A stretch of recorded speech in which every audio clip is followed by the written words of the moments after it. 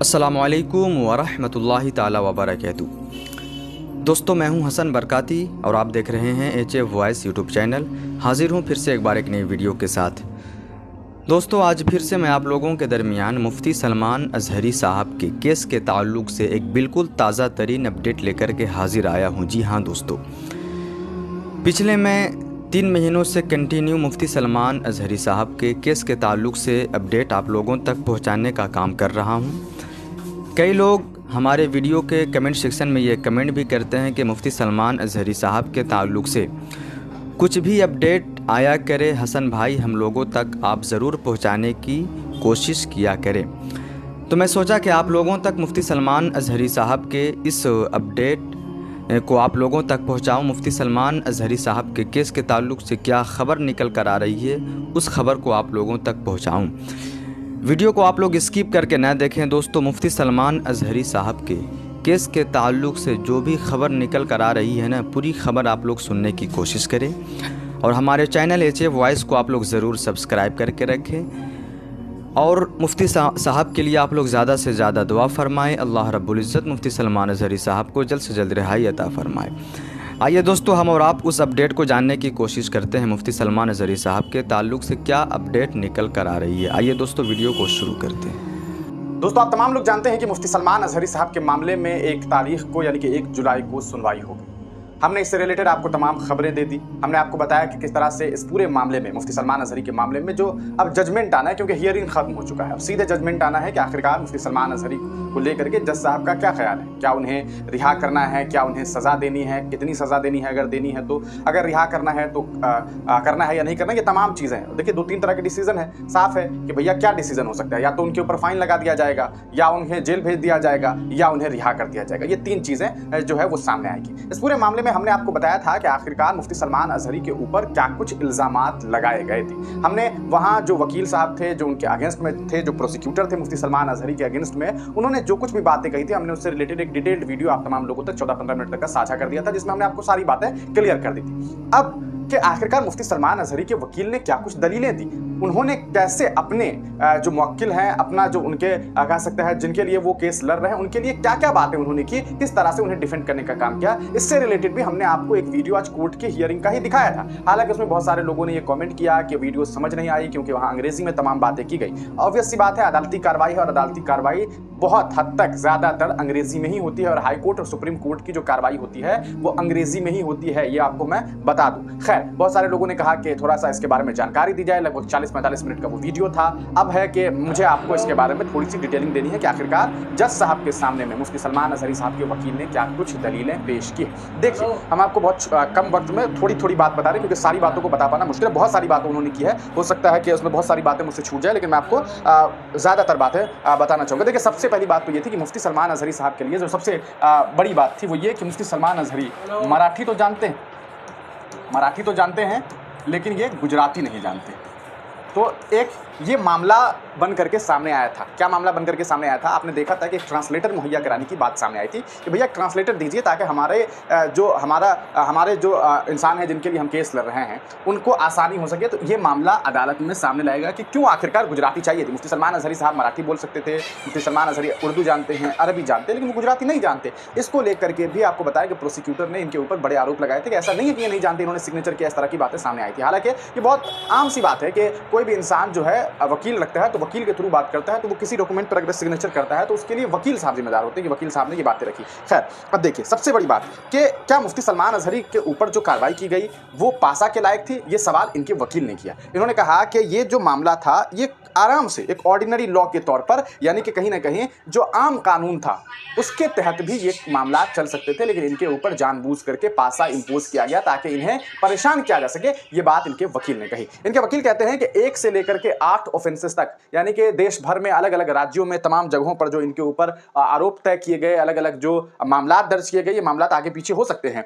Number of जो offences हैं, ये तमाम मामलात बहुत छोटे और बहुत निम्न स्तर के मामलात थे। इनमें ऐसा कोई मामला नहीं था कि उनके ऊपर इतना बड़ा आरोप तय कर दिया जाए। उसके बाद एक्स्ट्रा ऑर्डिनरी सिचुएशन पेश कर दिया गया, ऐसा बनाया गया माहौल जैसे लगता था कि पता नहीं क्या हो गया, कितनी बड़ी बात हो गई, जबकि उन्होंने सिर्फ एक शेर पढ़ा और उसके यूट्यूब से वीडियो को डाउनलोड करके कुछ लोगों ने उसको एक केस की तरह पेश कर दिया। ये बात इनके वकीलों ने कहा। इनके वकील ने कहा कि आपने एक यूट्यूब से वीडियो डाउनलोड किया, एक छोटा सा पार्ट, और आपने उससे जो है एक बड़ी कहा सकता है कि ऐसा बता दिया कि देखिए कितना बड़ा मामला हो गया था। अगर ऐसा हुआ होता तो उस वक्त माहौल कुछ खराब हुआ होता। माहौल तो किसी भी तरह से खराब नहीं हुआ यह कि यूट्यूब से वीडियो डाउनलोड कर लिया, एक शॉर्ट क्लिप।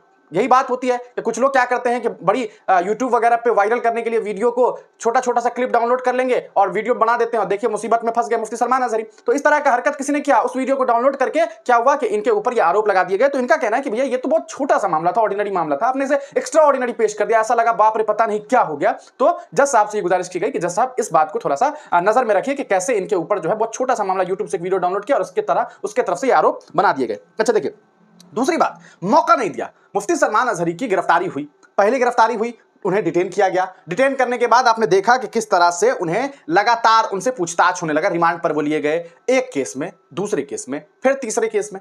उसके बाद क्या हुआ? उसके बाद यह हुआ कि वहां हर अदालत ने मुफ्ती सलमान अजहरी को बाइज्जत तौर पर बरी किया एक तरह से, यानी कि बरी का मतलब वहां पर यह नहीं था कि उनका केस खत्म हो गया, बेल दे दिया, कहा कि ठीक है इतना बड़ा मामला नहीं है, आपको बेल दे देते हैं, आप निकलिए, आप जाइए, तब तक कार्रवाई होगी, अगर आपके ऊपर जुर्म साबित होगा तो फिर आपको सजा दिया जाएगा। इन्हें जब बेल मिल गई, इसके बावजूद इनके ऊपर पासा इंपोज किया गया। ये कैसे सही हो सकता है? ये बात जज साहब के सामने इनके वकील ने रखी। अच्छा, उसके बाद जो सबसे बड़ी बात कि पासा आपने इंपोज कर दिया। पासा इंपोज करने के बाद आपने मौका भी नहीं दिया, immediately detain with no time, मतलब आपने कोई समय नहीं दिया, कोई वक्त नहीं दिया बिफोर डिटेंशन कि हम चैलेंज कर सके कि हमारे ऊपर जो चीजें आपने दर्ज कराई, हमारे ऊपर जो आपने कहा सकता है इल्जामात लगाए, वो सही नहीं है। इसके लिए कम से कम आपको टाइम देना चाहिए। आपने क्या किया? आपने हमें एक जेल से हम छूट कर निकल ही रहे थे, अभी हम जाने ही वाले थे, उससे पहले आपने हमें पकड़ लिया और कहा कि नहीं भैया इनको रख दो, ये खूंखार आदमी है। अभी देखिए, अभी तक इनके ऊपर चार्जेस पूरी तरीके से साबित तो नहीं हुए। अगर इनके ऊपर पासा के तहत मान लेते हैं, अब अगर मान लीजिए कि इन्हें जज साहब कोई सजा सुनाते हैं, तब सजा शुरू होगी। अभी तक मुफ्ती सलमान अजहरी कहां है? जेल में तो हैं, लेकिन क्या है? जुडिशियल कस्टडी में है, यानी कि उन्हें कस्टडी में रखा गया हुआ है एक तरह से।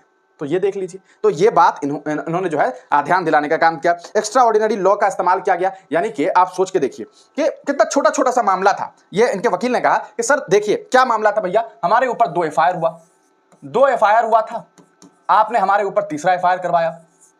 तीसरा एफआईआर हुआ, हमारे ऊपर आरोप क्या था? हमारे ऊपर आरोप था बेसिकली 153B, सामाजिक सौहार्द को बिगाड़ने की एक छोटी सी कोशिश। छोटी सी क्यों कह रहा हूं ये आपको बताने वाला हूं, मतलब मैं क्यों कह रहा हूं ये छोटी सी कोशिश। भैया 153B का मामला अगर देखिएगा तो भारत में आधे से ज्यादा सांसद विधायक के ऊपर यह लगा हुआ है। टी राजा सिंह भौकाल मचा करके ऐसी ऐसी बातें करते हैं, लेकिन उनके ऊपर तो कार्रवाई नहीं होती। 153B का तो पता नहीं कितना ज्यादा मामला दर्ज है। तो 153B था, और आपने हमारे जो कह सकता है मुवक्किल हैं उनके ऊपर आपने क्या किया? आपने पासा इंपोज कर दिया। ये बात वकील ने कही। अब देखिए, ordinary law can be used. यहां पर अगर वाकई अगर लगता था कि ठीक है इनसे गलती हुई, तो आप कोई ऑर्डिनरी लॉ का इस्तेमाल करते। आपने 153B का इस्तेमाल किया, आपने पासा कैसे इंपोज करवा दिया? Sufficient to take care of the situation, यानी कि 153B लगा करके भी मामला को खत्म किए जा सकते थे। कोई घटना नहीं घटित हुई थी, कोई हंगामा नहीं मचा था, सिर्फ और सिर्फ यूट्यूब से वीडियो डाउनलोड करके पेश कर दिया गया कि भैया हंगामा कर दिया, और इसकी वजह से इन्हें जेल में जाना पड़ा और इनके ऊपर पासा इंपोज कर दिया गया। और सबसे बड़ी बात कि इन्हें डेंजरस पर्सन यानी कि खूंखार व्यक्ति का लकब दे दिया गया, जो कि समझ से परे वाली बात है। ये बात इनके वकील के द्वारा कहीं ना कहीं ये बात कही गई। Public order and law and order को बर्बाद करने की कोशिश की गई, खराब करने की कोशिश की गई, इस तरह के आरोप मुफ्ती सलमान अजहरी पे लगे। लेकिन पब्लिक ऑर्डर कहां खराब हुआ? कहां पर पब्लिक ऑर्डर खराब हुआ? कहां पर लॉ एंड ऑर्डर बिगड़ा? ये बड़ा सवाल है। और ये सवाल यही है कि भैया आपने तो यूट्यूब से वीडियो डाउनलोड करके मामले को बनाया था, मामला तो कुछ था ही नहीं। अच्छा, ऑल द उसके बाद देखिए कि हाँ, अच्छा ये ऑल द मौलाना स्कीम मामला ये कि भैया मुफ्ती सलमान अजहरी तो खुद तो नहीं गए थे। गुजरात में 3 जगह पर प्रोग्राम होता है, तो मुफ्ती सलमान अजहरी ने थोड़ी ना प्रोग्राम करवाया था। इन्हें दावत दिया गया उसी तरह जिस तरह से कई सारे मौलाना यहाँ पहुँचे, अलग अलग मौलाना पहुँचे, तमाम लोगों ने भाषण दिया, और सिर्फ मुफ्ती सलमान अजहरी के भाषण पर 3 जगह पर मुडासा में, कच्छ में, जूनागढ़ में केस कर दिया। सबसे चौंकाने वाली बात जो है वो ये है कि मुफ्ती सलमान, जो इनके वकील ने बाज़ाब्ता मेंशन करवाया, जो हम आपको बताना चाहेंगे जी। अच्छा, डिटेंशन ऑर्डर को इलीगल इनके वकील ने बताया कि भैया ये डिटेंशन जो ऑर्डर आपने दिया ये इलीगल है, मतलब ऐसा नहीं होना चाहिए, ही इज़ नॉट हैबिचुअल। अच्छा, अब देखिए कुछ केसेस जो मुफ्ती सलमान अजहरी के ऊपर महाराष्ट्र के थे, ऐसा मेंशन किया गया कि महाराष्ट्र में या अलग अलग स्टेट में जो मामला थे वो ऐसे मामला थे ही नहीं। जिसे आप एक हैबिचुअल क्राइम के तौर पर दिखा दीजिए कि यार ये आदमी तो बड़ा शातिर है, बहुत खूंखार है, पहले से ही बहुत सारी गुंडागर्दी की है, ये किया है, वो किया है, समाज में परेशानी करने की कोशिश की, समाज में परेशानी करने की कोशिश की। तो इस तरह की बातें, इन बातों पर भी क्या कहा इनके वकील ने, कहा कि भैया he is not a habitual, वो हैबिचुअल नहीं थे, वो आदी नहीं थे किसी तरह के कि भाई हम बार बार वो कुछ ऐसा काम कर रहे थे। एक उसके बाद बेल कंडीशन। अच्छा, मुफ्ती सलमान अजहरी को जब बेल दी गई, आपको याद होगा 3 जगह से मामलात हुए, तो बाज़ाब्ता कंडीशन था उनके ऊपर। क्या कंडीशन था? कि नॉट लीव द कंट्री, आप देश छोड़ करके नहीं जा सकते, पासपोर्ट आप जमा करके जाएंगे, आपको इतना रकम देना होगा, आप जब निकलेंगे तो किसी भी तरह के लॉ पब्लिक ऑर्डर में जो है वो दिक्कतें नहीं होनी चाहिए, लॉ एंड ऑर्डर नहीं बिगड़ने चाहिए। 3 जगह से मुफ्ती सलमान अजहरी को बेल मिली। क्या कहीं पर भी लॉ एंड ऑर्डर बिगड़ा? क्या कहीं पर भी उनके समर्थकों ने कुछ ऐसा काम किया? नहीं किया। इसका मतलब यह है कि इनके जो फॉलोअर्स हैं और इनके जो जानने वाले लोग हैं और जो इन्हें मानते हैं, वो लोग भी शांतिप्रिय लोग हैं। कहीं ना कहीं ये दलील देने की कोशिश की गई। अच्छा, जुडिशियल कस्टडी में अभी हैं। अब सबसे बड़ी बात जो लास्ट में मुफ्ती सलमान अजहरी के वकील ने जो मेंशन करने का काम किया था, वो ये कि उन्होंने कहा, जज साहब देखिए इस बात को समझिए कि मुफ्ती सलमान अजहरी पर दूसरा केस कब हुआ, दूसरा केस कब हुआ। ये बड़ी अच्छी बात इन्होंने कही। इनके ऊपर दूसरा केस हुआ 6 फरवरी 2024 को। मुफ्ती सलमान अजहरी के ऊपर दूसरा केस कब हुआ? 6 फरवरी 2024 को। अब इन्होंने मेंशन किया कि ठीक, केस तो आपने कर दिया, प्रोग्राम कब हुआ था, सम्मेलन कब हुआ था? कहा गया सम्मेलन तो भैया 31 जनवरी को हुआ था। तो सवाल यह है कि जब 31 जनवरी को प्रोग्राम हुआ और मुफ्ती सलमान अजहरी ने वाकई कोई बहुत बड़ा जुर्म कर दिया था, तो एफआईआर करने में 6 दिन कैसे लग गए? क्यों 6 दिन के बाद एफआईआर किया गया उनके ऊपर? आखिर कोई तो वजह होगी कि 6 दिनों के बाद आप एफआईआर करने के लिए जाते हैं। अरे मान लीजिए कि आपके साथ कोई मारपीट कर ले, आपको कोई मार दे, पीट दे, आपके घर पे कोई हमला कर दे, आपके ऊपर कोई हमला कर दे, कोई चोरी कर ले, कोई डकैती कर ले। मान लीजिए आपके घर में कोई चोरी कर लेता है और आप 6 दिन के बाद पुलिस थाने में जाइए, कहिए कि सर हमारे यहाँ चोरी हो गई है 6 दिन पहले थाना में। पुलिस वाले क्या कहेंगे आपसे? अभी तक कहाँ सोया हुआ था, क्या कर रहा था? हो सकता है कल को जज साहब भी पूछे आपसे जब आप अदालत में जाए कि बेटा क्या बात थी भाई कि तुम्हारे ऊपर केस, तुम्हारे घर में चोरी हुई और तुम 6 दिन के बाद आए, क्या बात है? ऐसा लगेगा कि कुछ ना कुछ चक्कर है, कहीं ऐसा तो नहीं है कि खुद से ही सब कुछ किया है और किसी को फंसाने के लिए ये साजिश रची। दिमाग में तो ये सवालात आएंगे। अब यही सवाल बनता है कि जब 31 जनवरी को प्रोग्राम हुआ तो भैया आपने 6 फरवरी को आपने एफआईआर दर्ज करवाया।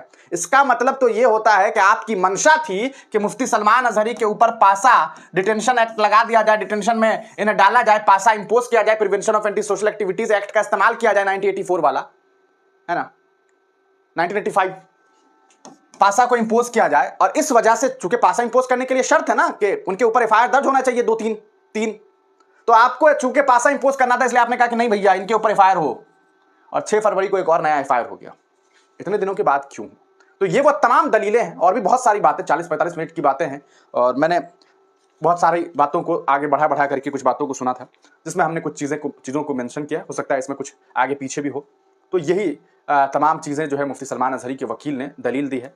हालांकि उनके ऊपर आरोप कई सारे इनके अगेंस्ट में जो प्रोसिक्यूटर थे उन्होंने लगाए हैं, लेकिन उन आरोपों के सामने में मुफ्ती सलमान अजहरी के जो वकील हैं उन्होंने जो बातें कही है वो भी एक बहुत अच्छे तरीके से उन्होंने डिफेंड करने का काम किया है। अब चूंकि 1 तारीख को ये मामला हुआ, मतलब 1 तारीख को हियरिंग हुई, 8 तारीख को जो है कोर्ट में फैसला आने वाला है मुफ्ती सलमान अजहरी के मामले में। तो आप तमाम लोग दुआ कीजिए उनके बेहतरी के लिए। और आप तमाम लोगों को हमने तमाम बातें बता दी। अब आपको बताना है कि क्या आपको लगता है कि इनके वकील साहब ने कोई गलत बात कही और क्या आपको लगता है कि ये जो मामलात बताए गए ये सही है। तो अपनी राय कमेंट सेक्शन में ज़रूर दीजिएगा। और आप तमाम लोगों से हमारी छोटी सी अपील है, और ये इसलिए क्योंकि हमारा एक फेसबुक पेज है हिंदुस्तानी मीडिया करके, है ना, फेसबुक पेज है जिसका नाम हिंदुस्तानी मीडिया ऑफिशियल है, OFFICIL।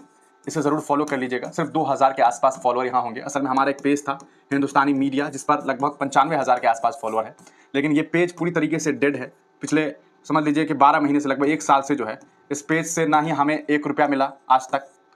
ये सेकेंडरी चीज़ है, फिर भी मैं आपको बता रहा हूँ, ना 1 रुपया मिला, क्योंकि लोगों को लगता है कि भाई काम कर रहा है तो सिर्फ पैसे के लिए कर रहा है। हालांकि मकसद ये नहीं भी है, मकसद तो ये भी है कि भाई जो बात कर रहे हैं, ऑब्वियस सी बात है, हम मेहनत कर रहे हैं तो कुछ ना कुछ ये कोशिशें होती है कि भैया हमारी मेहनत जो है वो रंग भी लाए और हमें इतना ज़रूर हो जाए कि भाई जीवन यापन हो जाए, क्योंकि हम तो 24 घंटे इसी में लगे होते हैं। तो खैर, ना ही 1 रुपया मिलता है, चलो इस बात को छोड़ भी देते। मसला ये है कि हमारे पेज को डाल दिया गया एट रिस्क पे। तो हमारे पेज से सबसे बड़ा मसला ये है कि कोई फ़ायदा नहीं है, मतलब पेज डिलीट होने वाला है और है नॉट रिकमेंडेबल। मतलब ये कि हम जो पोस्ट डालते हैं, जो हम वीडियो डालते हैं, वो आप लोगों तक पहुँच ही नहीं रहा। 94,000 लोगों ने फॉलो कर रखा है 95,000 लोगों ने, और 95 लोगों तक हमारा वीडियो ही ना पहुंचे तो क्या फायदा। इसलिए हमने एक नया पेज बनाया है हिंदुस्तानी मीडिया ऑफिशियल करके, जिसका लिंक आप कमेंट सेक्शन में पिंड देख रहे हैं। पहला कमेंट जो आपको दिखाई दे रहा होगा वहां पर भी होगा, हमारे डिस्क्रिप्शन बॉक्स में भी होगा। तो आप तमाम लोगों से हमारी छोटी सी अपील है कि प्लीज़ पेज को फॉलो कर लीजिएगा। आप तमाम लोगों का वीडियो देखने के लिए बहुत बहुत शुक्रिया। आगे किसी भी मुद्दे पर और मुफ्ती सलमान अजहरी से रिलेटेड अगर कोई भी बात आपको और जाननी हो तो आप कमेंट सेक्शन में बताइएगा। हम आपको जो है बताने की पूरी कोशिश करेंगे। आप तमाम लोगों का वीडियो देखने के लिए बहुत बहुत शुक्रिया।